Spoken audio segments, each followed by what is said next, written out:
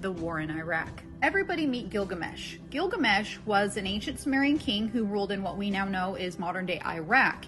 And he was a 17 to 20 foot giant. He was a demigod, which means he was half human and half god. Now, Gilgamesh was a barbaric king. He built up and ruled over the city of Uruk, which is, again, modern-day Iraq. So what does he have to do with the war in Iraq? This brings us to 2003, when German archaeologist Jörg Fassbinder was digging in modern-day Iraq, and he thought he found the city of Uruk. Gilgamesh was simply a figment of myth.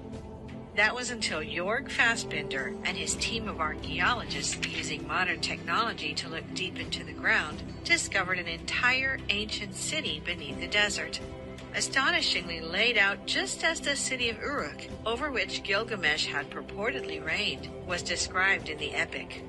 More importantly, on the outskirts of the ancient city was what appeared to be a burial site, which archaeologists believed to be the tomb of the ancient king.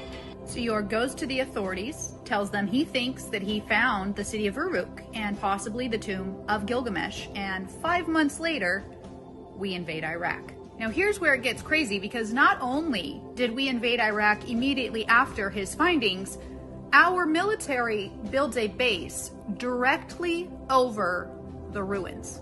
Anyway, it's not a secret that the USA established a base in the old Babylonian city, destroyed some historical artifacts, and also took with them many of the artifacts.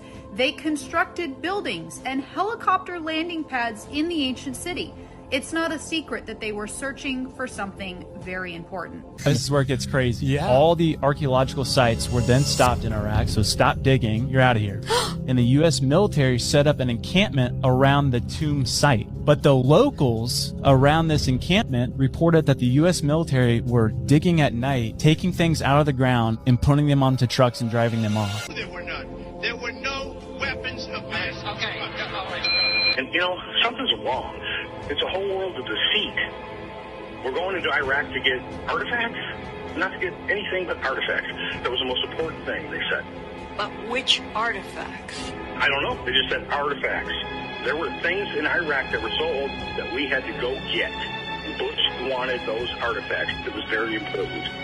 Did we get them, and if so, where did they go? We got them. They said they got everything they needed from that country. Where is it? I don't know.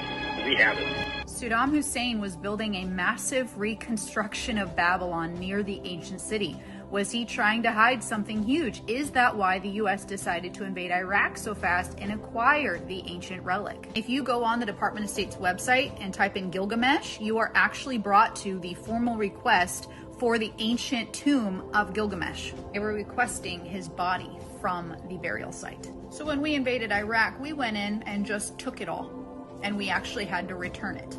There's even an email from WikiLeaks that says requesting documents pertaining to the resurrection chamber of Gilgamesh, the location of his body, and the location of the buried Nephilim. Our entire world is biblical. So what does our government do? It comes in and it covers it up.